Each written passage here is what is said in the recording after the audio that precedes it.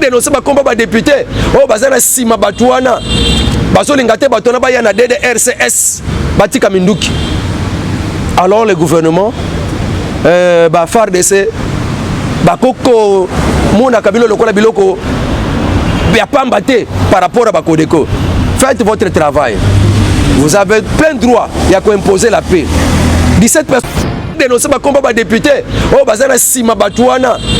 baso lingate batona ba yana DDRCS batika minduki. Mbote na bino balandi ya chaîne na bino bolinga mingi yoka base la voix céleste mbote pa ya le visionnaire hein? Papa Alvin Beya esikayo zwami bo bino nyonso bandeko mokola lelo boza liboso na combattant José Matuvangwa mwana Manyanga to lobela makambo yo leka na kati ya mboka na biso quelques sujets kaka to kolobela tokozala na biso molaité situation sécuritaire ouais les bosso to kolobela bana to kokombola situation kuna na kati ya Maindombe to kokombola situation na kati ya Ituri to komboli ndambo na situation ekoleka na kati ya Nord Kivu ti to kende kokota na kati ya Bunagana situation sécuritaire ne to kolobela deuxième point na biso signature ya accord portant statut de la force régionale ya EAC accord yango ba signé accord et le bela nini dele nango ya force régionale wana na mboka na biso ndenge ba signé statut nango ekozala quand force wana ko ya na mboka quel délai to ko lobela ngo na kati ya émission na biso. Troisième point to ko lobela guerre médiatique. Maintenant, il y a une guerre médiatique. Et ça, la guerre, mais il y a aussi une guerre médiatique. Donc, tant que vous avez une émission, il faut que vous connaissiez la réalité. Parce que Belé, pour inventer les informations, pour inventer Makambo contre le président de la République, afin que Bayinaye, Bacholaye. Le quoi là-bas, ça va créer une sécurité dans le Mboka afin que Mboka soit ingouvernable. Ne yangwana toko kebisaka ba Kongomani bisika nyoso bozaleza na poto ba diaspora to na kati ya mboka na biso. Il y a de ces chaînes qui ne sont que créées pour la diabolisation du président de la République. Kala mingi te toyeki mutu moko ya diaspora kumibengaka ngainde mokonzi ya ba diaspora ya ba Congo munguna na bino IDPS munguna na bino président Félix ateki Luozi ateki territoire Luozi Bokeba bana le Congo munguna na bino président Félix ateki territoire Luozi et pas ya ba Rwandais et pas ya Sassou o ba Rwandais ba kovanda azolo babiloko a vérifier te oh ba longoli ba borne président Félix atindi bato IDPS na bato Braza ba ke longola ba borne ba déplacer yango ba teki mais to bengi ba o bazala kate lozo ba lobi borne moko ba simbité borne nyoso ezandenge zali délégation moko kendeki kuna ba solaki na ndenge ba conflit za kana même na kata mboka na biso entre famille o na famille oyo bona ba ndelo ba limite. Au lieu de créer un combat, pays en tant que deux pays va traiter un conflit entre des familles de Brazzavillois et la famille de Congolais. Au bas à la frontière, va traiter Makambo d'Abango pour les Congolais. C'est comme ça le problème à Belé, la famille Moko et Brazzavillois. C'est comme un tribunal nini. Pas fondé par tribunal ba Congolais, pas fondé par tribunal ya ba Brazzaville. C'est pourquoi Makamba Boye et Sengeli ba ko traiter yango. Que famille moko na kuna alinga kota na mabele ako sala bilanga koto. Pour ce moment que a dévier. Te ba yaki ba population boye na bango ah Makambo na te to mona ngo eza clarté bazonga na bango. Ni tala mutu ala ndinga zoloba. C'est pour dire que Bawana Bazouka Bambongo pour que n'importe quoi contre le président de la République. Or, le président a omettre territoire à l'ouosité dans 145 territoires. Il y a le but que non, Balongoli coûte territoire à l'ouosité, la carte à 145 territoires, et ça classé et soit développement.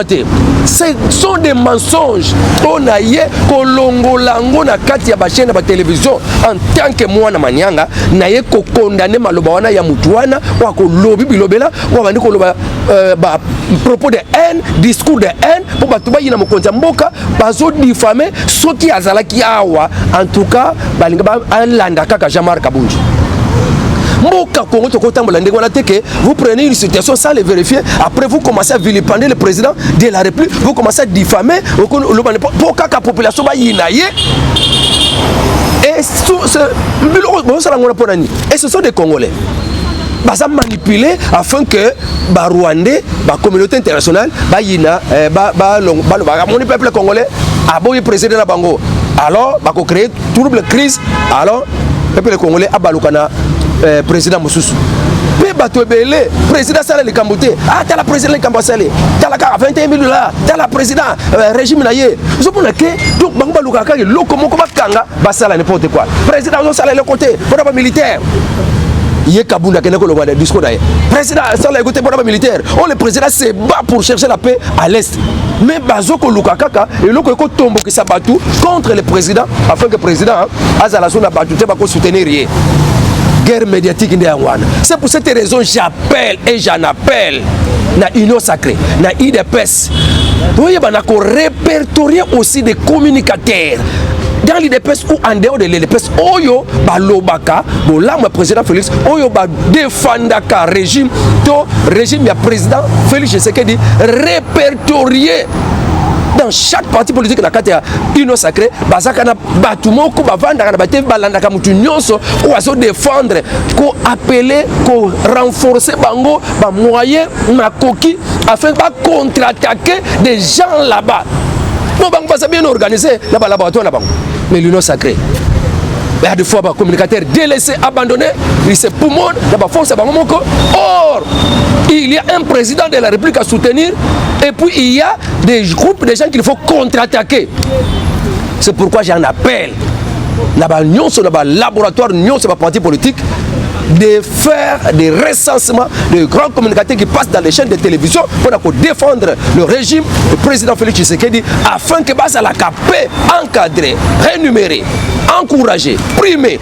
Wane ko pesa kama lampe courage mususu beaucoup na laboratoire ba onyo sona atanga mutu na mutu to se de brigade biso tu yame ba meka kutu ko sala elo côté alors ba tu nyonso ba zo ya pona ko sala n'importe quoi wana eza mabe wana na lobeli déjà na dernier pona bandirika na pona pona ko lobaki y a des gens qui ne veulent pas voir le président Félix Tshisekedi continuer deuxième mandat na ye pona bango à tout prix il faut kaka longwa bango ba remplacer marqué ba bebi samboka ba nyokola mais ndenge makama kitoko président akosalaka mboka nyonso c'est comme chantier pour bango kanda parce que bango bazala pour ça que Félix Tshisekedi a salé le côté Félix a salé le côté ndenge zo salé loko ils veulent créer l'insécurité partout pour mboka comme ingouvernable président Félix akoka ko diriger te ba créer trouble même na biloko kulia même na ba mbongo bango ba simbi économie ya mboka et ça kana mboka na bango ba kosala nyonso pour na ko faire souffrir président ba matsa biloko ya ndenge ko sakana te nyonso na biso to kotala ka bango te to tala mokonza mboka to solia te lipe mati na tango Kabila et ça là qui bongo te mais sans oublier que ba opérateur économique ko na bazana ya Kabila bango na bazana ba simbi économie bazana makoka ko matsa dollar bazana makoka ko matsa lipa pour na ko nyokola mokonza mboka za pouvoir et peuple congolais naïf à comprendre que non ça c'est une manœuvre diabolique ya batu oyo balingite président Félix a régner pe à monana. Même la carte gouvernement, il y a des gens qui sont venus pour travailler à contre-courant. Il y a Mokonza Mboka. C'est pourquoi Mokonza Mboka comprend ma solo na bango remaniement ils ont calmé taba kisi na bino ataba science okite na bino donc le côté président Félix pour remanier bino te boko kende. Président Félix molimo nzambe vanda kati na ye molimo ya ko renouveler classe politique la kati ya ba institution o batu balingi ko travailler pour mboka ba ya. Donc guerre médiatique ezali et sengeli to se rallier ba nyos ba communicateur qui soutenons président Fachi Beton le régime pour na faire avancer misala ndeke ni boso ba ministre moko soka seli mabe okende soka seli mabe akipaka kutu ba transport ministre transport provincial wana ya talaka kakale ba plaque ya moto osomba 70 000 mais pour na ko régulariser transport on muta koma prix na ye na tongo monter mususu zandu changu prix mususu mapokwa échanger Donc, Sundola Batou, mais un ministre des Transports qui ne s'occupe que des taxes, qui ne s'occupe que des finances, mais où est allé rendre la population à l'aise à sa kunate.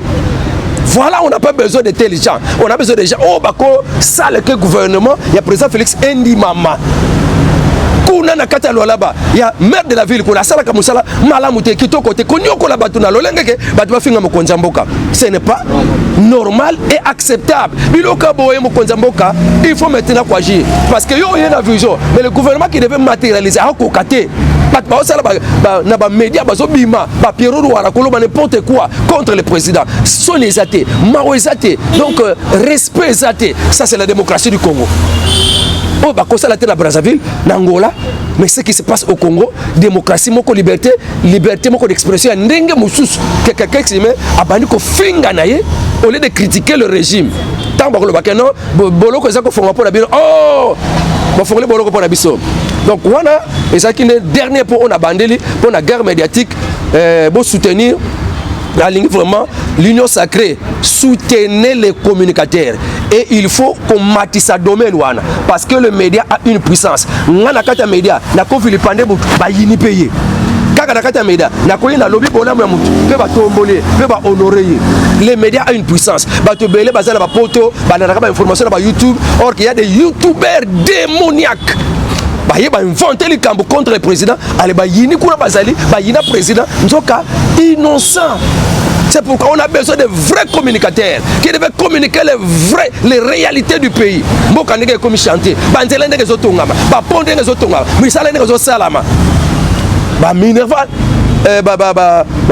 salaire ya batu ndenge zo mata ndenge bazo kanga ba fictif oh bazalaki na tango kala ndenge bazo kanga na kata armée ba fictif ba ko yibaka ba prime ya batu ba ko yibaka ba biloko ba ko pesa ba soda ya kolia. Donc biloko wana nde esengi ba vrai communicateur baza encouragé par le régime et ça te que tout le monde kaka maman moko ya fingine maman ya keru ale abakangie tamba ko kanga maman ya keru abengisi après ce $3500. Il y a des gens qui parlent chaque jour, qui s'exposent pour la kaka koloba président Félix Amata pour la kaka combattre anti-valeur koloba kamabe contre le régime. Et yangwana tout ça la posa mokonzamboka pe équipe union sur la kati ya cabinet présidentiel pe na kati ya gouvernement na union sacrée bako kambaka union sacrée batala likambwana encourager les communicateurs dans l'UDPS et en dehors de l'UDPS qui contribuent et qui combat anti-valeur na banzela ba média. Voilà pour na biso ya guerre médiatique donc c'est la situation sécuritaire to bandi na kwa mutu na kati ya bandundu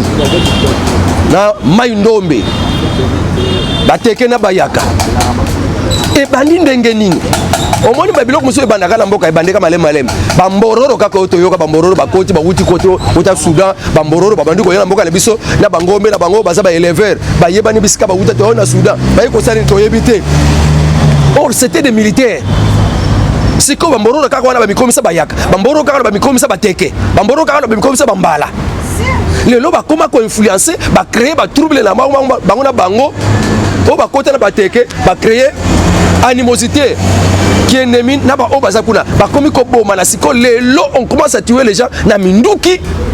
ba komi ko kata bato makambona ezaka ba Congo te parce que les gens de bande au sont de ba Congo biloko wana ko kata bato bitu kankaka na ba machette ezalaka te na ba Congo ezalaka te. Mais pourquoi eko se retrouver kuna na bandunu kuna na kati bayaka kuna na kati bateke biloko wana ko kata bato mitu ezalaka te et tikana ko zala nomete on les voit à l'est et ça vient de ces gens là-bas qui venaient de Rwanda. Mais to bandi ko mona to bandi ko constater yango na kati ya bateke na bayaka ko kata bato mitu bato bakimi bamboka et puis bamboka etikali vide. C'est comme ce qui se fait na Ituri pe na Nord Kivu. Siko lukana bamboro bakenda wapi et bayaka bazo bateke baza manipuler bakomi ko bomona bango na bango bakomi ko tika ba place na bango ba pekisi nzela ki sasa tiba no ville voyez ça la masouté pour nani kaka insécurité soko keka na kati nzela OK côté ba teke bazali ba contrôler mutuka soko za muyaka soko za mbala bazoboma yo kaka wana soko za mutekolo mususu ozofuta mbongo avant oleka ba pekisi nzela wana mais ça na bana classe mususu baza awa bayana congé bande kona biso Bandundu ville na Kikwit mwa ba kende zatie kotanga classe la bango soko bazolela bakokende ndenge nini mboke koti passe et c'est la porte de Kinshasa makambe komi wana c'est grave et ça continue jusqu'à aujourd'hui batindi 200 militaires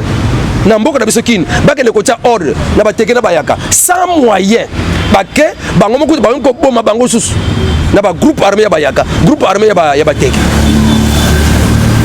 bakomi ko kima na bango moko ba militaire bati bakende kotia kima bakimi toutes les négociations de dialogue arrivées au gouvernement na batouana ça n'aboutit à rien la guerre continue entre les Teke et les Yak et ça se renforce davantage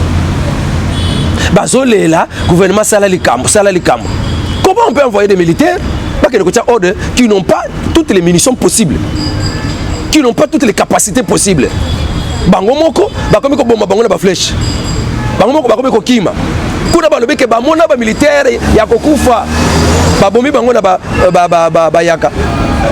Ba bombi bango na ba teke. Bilo kwa na soke coach e ko koma oh non ngambo changu na ngambo ya matete bayoka na sute koleka kotote yoko koleka kotote tokosuka wapi quand ça commence déjà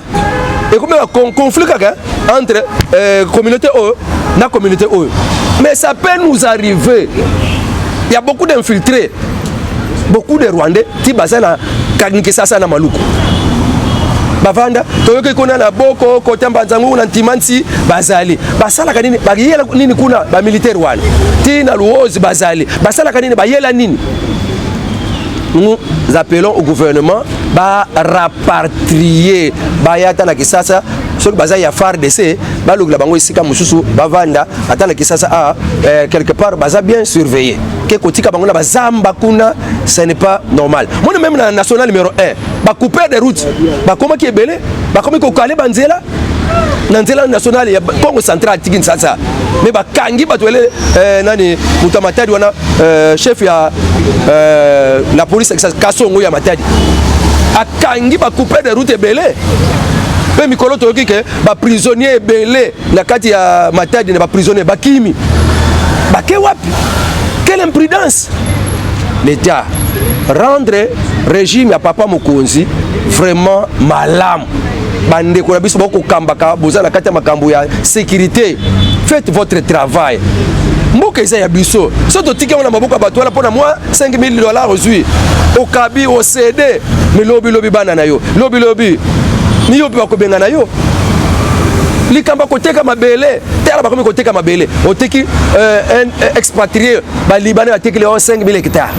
azupe libela avant wana mais ba kosoma biso mbokati on ne peut pas vendre la terre biso to kutengo et on va les laisser to louise 10 ans 20 ans 30 ans et puis contrat ici mais vendre pour de bon Congo central boko sama. Donc tozana kati ya Kwamut situation to pesa ki pona Bandundu makambozo le kaka très grave surtout na tronçon oyo ya kin na Bandundu ya mashambio suki dilala kuna nde makambo eza penza makasi insécurité Mongata Bandundu ville tronçon ya Mongata Bandundu ville eza penza tronçon moko ya pasi kuna circulation ko desat amoke na avion au même nzela ma eza kama pasi toke siko na côté ya Ituri toyebi ke ba Codeco ba bomi batumbi plus de 400 maisons ya batu bavandaka batumbi ba bomi ba plus de 20 personnes côté ba tsala ba carrière na bango ba débrouiller na bango bana ko sala carrière ba Codeco ba côté li bango ba tumbi banda ko na bango ba piyena banda ko na bango ba zibilo ko na bango pe ba bomi batu Codeco qui est Codeco un groupe de rebelles d'une communauté Lendu. Pour qu'on a la communauté Ema, bango basala groupe de résistance na bango, ba benga groupe Zaïre. Communauté Lendu basala groupe na bango, mutako kota na côté na bango azate. Basala mo groupe na bango de rébellion o ba benga ka Codeco. le quoi bato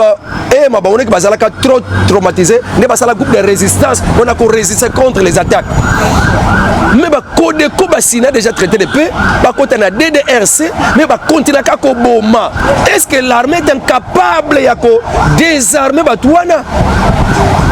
des Codeco font rage na Ituri à part que tu ko boma batouana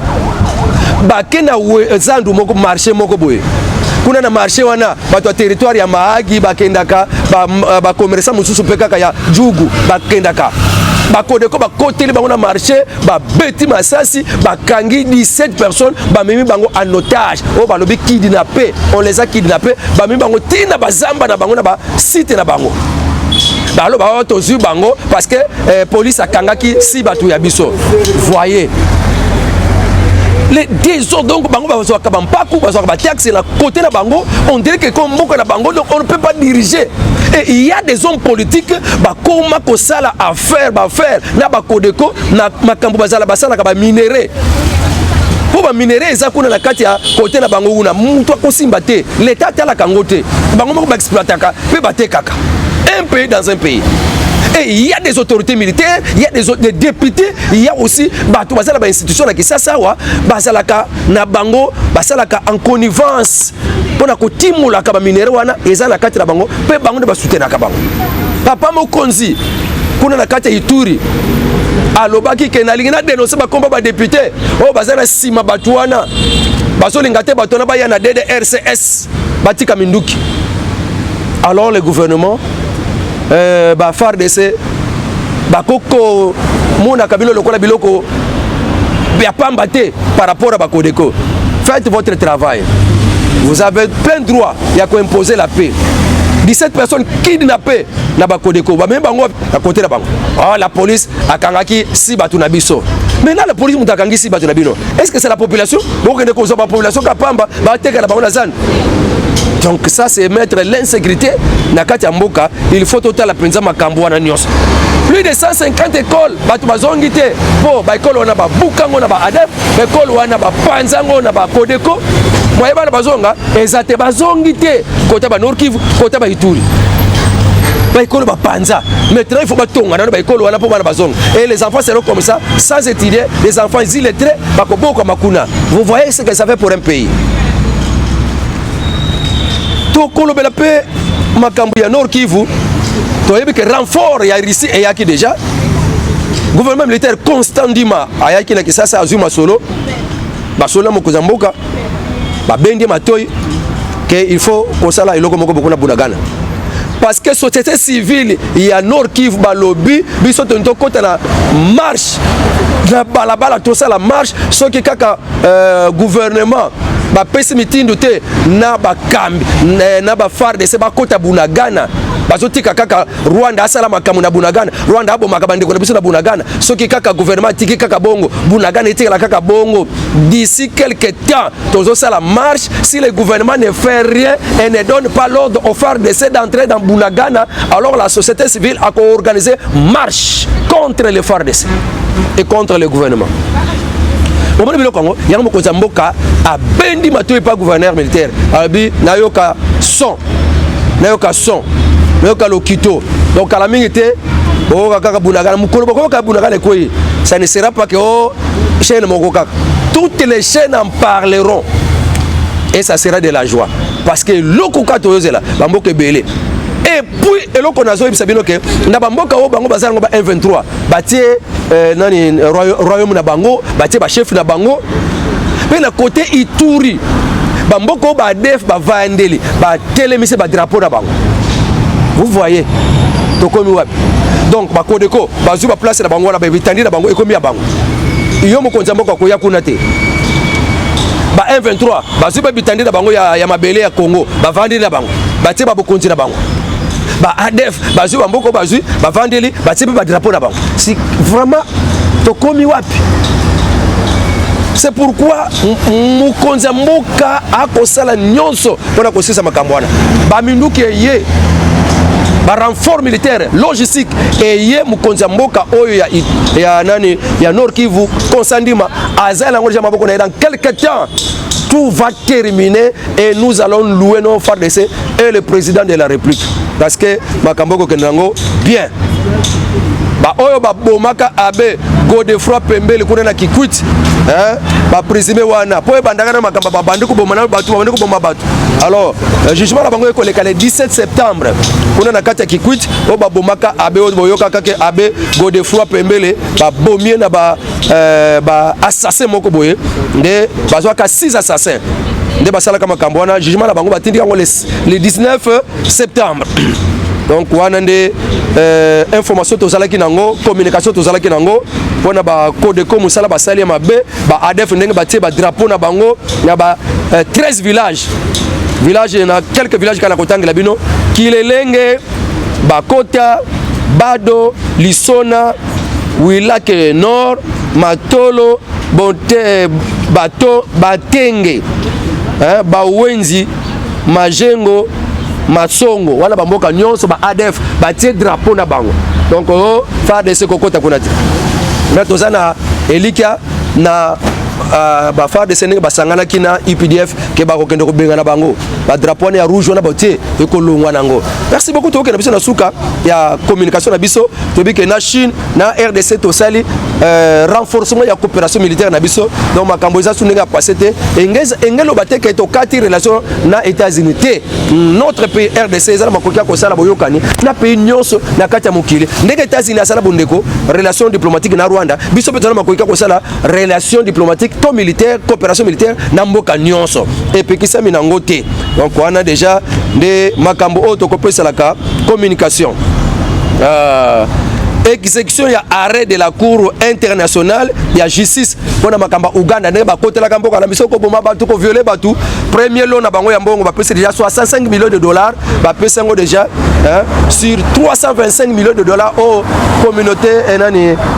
justice internationale cour internationale de justice à Katela Uganda pona afuta ba congolais 325 millions de dollars ne ba pesa premier tranche na bango 65 millions de dollars de ngona toko kumisa nzambe on volonté oyo basili kosala ba Ugandais ba bengani ba réfugiés na biso bazala kikuna ba kimela bitumba kuna ba buki bandako na bango ba tumbi bandako na bango elongo na ba M23 na gouvernement Ugandais ba bengani ba réfugiés na biso ba vandaki na Uganda tala kindoki ya ba Ugandais oto sangani na bango pona ba bengana ba def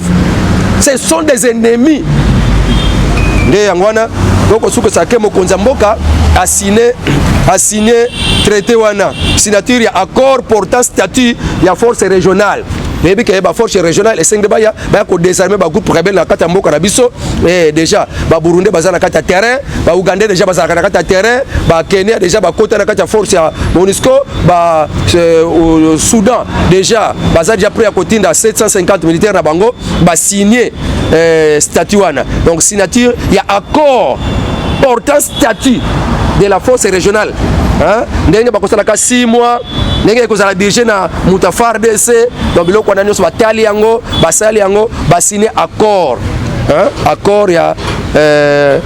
portant statut ya force régionale statut ya force régionale accord wana basigné yango donc siko etikala kaka bato wana baya ko désarmer lokola mokonza mboka ndimi yango na ngamoko penza na sepela ngata ba force ya libanda baya kaka ambriema bako changer bakome kotimula ba or bakome kotimula diamant ba bosene ke baya bitumba yango wana lokola gouvernement andimi yango alors je me plie na kena nzela gouvernement pour soutenir les kambango au salaka musala je ne peux rien faire que bon conséquence ce que y a malamu wana botombwame mais ce que y a ndenge mabe je crois vous avez calculé ba conséquence non c'est quoi ya ce qui est salami malamu te alors vous allez en tirer conséquence mais pour la siko totalika kabiso totalika totika kamisuboye c'est pourquoi on appelle ça numéro nanga ba o mususu ba lingi et ba sala paie moi soutien financier soutien matériel pas ya mona manianga et ko sala manango la numéro nanga plus 243 951 67 35 plus 243 951 67 35 la pesi moto nanga vraiment na bino nyonso ba Kongo na lingaka bino sans kolongola mutu na lingaka bino mingi sans oublier Sarah Lilonga kuna na kati Angola bana be combattant ya IDPS Nathalie Lunda Ngando moi kala talaka président ya communauté congolaise de la Bolivie, hein, Roland Pepper Moleka na mulandi na ye Jean-Vic Kakesa Augustin minonde boko kamba kamusala ya communauté congolaise de la Bolivie kala mingi te boza sur terrain et longo na président ya Colombie congolaise vice-présidente ya Bolivie ya Colombie pardon vice-présidente ya Colombie aza congolaise azo kita na terrain ya Congo kalate hein pona koya kosala pe misala Congo e mata zamba pambo na bino pona ba démarche nyonso boko salaka pona kokita ya vice-présidente ya Colombie awa na kati ya mboka na biso Congo ambote na biso au revoir à la fois prochaine asuba bitandi na bango ya mabele ya Congo bavandi na bango batie babokonzi na bango ba ADF bazui bamboko bazui bavandeli batie ba drapeau na bango si vraiment tokomi wapi. C'est pourquoi mukonza mboka akosala nyonso pona kosisa makambo wana baminduki ye ba renfort militaire logistique eye mukonza mboka oyo ya nani ya Nord Kivu Konsandima azala ngolja maboko na dans quelque temps tout va terminer et nous allons louer nos FARDC et le président de la République parce que makamboko kenango bien ba oyo ba bomaka abe Godefroid Pembele kuna na Kikwit hein ba présumé wana po bandanga na makamba ba bandiku bomana batu bandiku bomba batu alors jugement la bango ekoleka le 17 septembre kuna na kati ya Kikwit o ba bomaka abe o boyoka kake abe Godefroid Pembele ba bomie na ba assassin moko boye nde bazwa ka 6 assassins nde basala kama kambwana jugement la bango batindi yango le 19 septembre. Donc wana nde information tozalaki nango communication tozalaki nango pona ba Codeco musala basali mabe ba ADF ndenge batie ba drapeau na bango na ba 13 villages na quelques villages kana kotangela bino Kilelenge Bakota Bado Lisona Wilake Nord Matolo Bonte Bato Batenge hein Bawenzi Majengo Masongo wana bamboka nyonso ba ADF batie drapeau na bango donc FARDC kokota kuna ti na tozana elikia na ba FARDC ndenge basangana kina UPDF ke ba kokende ko benga na bango ba drapeau ya rouge wana batie ekolongwa nango. Merci beaucoup to na biso na suka ya communication na biso to bi ke na Chine na RDC to sali renforcement ya coopération militaire na biso donc makambo za sunenga passé te engelo bateke to kati relation na États-Unis te notre pays RDC za makokia ko sala boyokani na pays nyonso na kati ya mokili ndenge États-Unis asala bondeko relation diplomatique na Rwanda biso pe to makokia ko sala relation diplomatique to militaire coopération militaire na mboka nyonso et pekisa minango te donc on a déjà des makambo auto kopesa la communication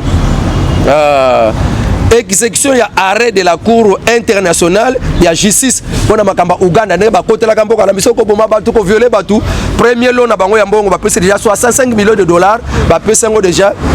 sur 325 millions de dollars au communauté enani justice internationale cour internationale de justice à Katela Uganda pona afuta ba congolais 325 millions de dollars ne ba pesa premier tranche na bango 65 millions de dollars de ngona toko kumisa nzambe pona volonté oyo basili kosala ba Ugandais ba bengani ba réfugiés na biso bazala kikuna bakimela bitumba kuna ba buki bandako na bango ba tumbi bandako na bango elongo na ba M23 na gouvernement Ugandais ba bengani ba réfugiés na biso ba vandaki na Uganda tala kindoki ba Ugandais oto sangani na bango pona ba bengana ba def ce sont des ennemis nde yangwana donc suko sake mokonza mboka a signé traité wana signature ya accord portant statut ya force régionale mais que ba force régionale esengde baya ko désarmer ba groupe rebelle na kata mboka na biso et déjà ba Burundi baza na kata terrain ba Uganda déjà baza na kata terrain ba Kenya déjà ba kota na kata force ya MONUSCO ba Soudan déjà baza déjà prêt à kotinda 750 militaires na bango ba signer statut wana donc signature ya accord portant statut de la force régionale hein ndenge bakosala ka 6 mois ndenge ekozala dirigé na Mutafar DC donc biloko wana nyonso batali yango basali yango ba signer accord hein accord ya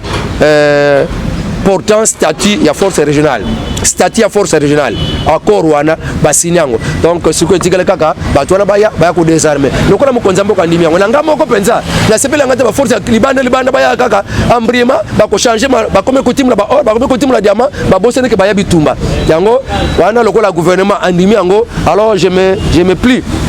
Nakena nzela gouvernement pour soutenir les kambango au salaka musala je ne peux rien faire que bon conséquence ce que y a malam ah wana botombwame mais ce que y a ndenge mabe je crois vous avez calculé ba conséquence non c'est quoi ya ce qui est salami balamuté alors vous allez enterrer conséquences mais pour la siko totalika kabiso totalika toteka kamisuboye c'est pourquoi on a appelé ça numéro nanga ba o mususu ba lingi et ba sala paiement soutien financier soutien matériel pas ya mona manianga et ko sala manango la numéro nanga plus 243 951 67 35 plus 243 951 67 35 la pesi mota nanga vraiment na bino nyonso ba kongoma na lingaka bino sans kolongola mutu na lingaka bino mingi sans oublier Sarah Lilonga kuna na kati Angola bana be combattant ya IDPS Nathalie Lunda Ngando mwakala talaka président ya communauté congolaise de la Bolivie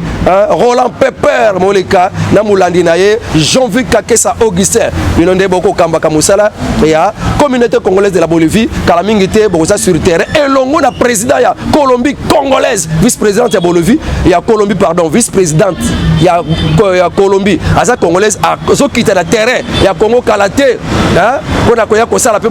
misala Congo mata zamba pambo na bino pona ba démarche nyonso boko salaka pona kokita ya vice-présidente ya Colombie awa na kati mboka na biso Congo. Ambote na biso au revoir à la fois prochaine.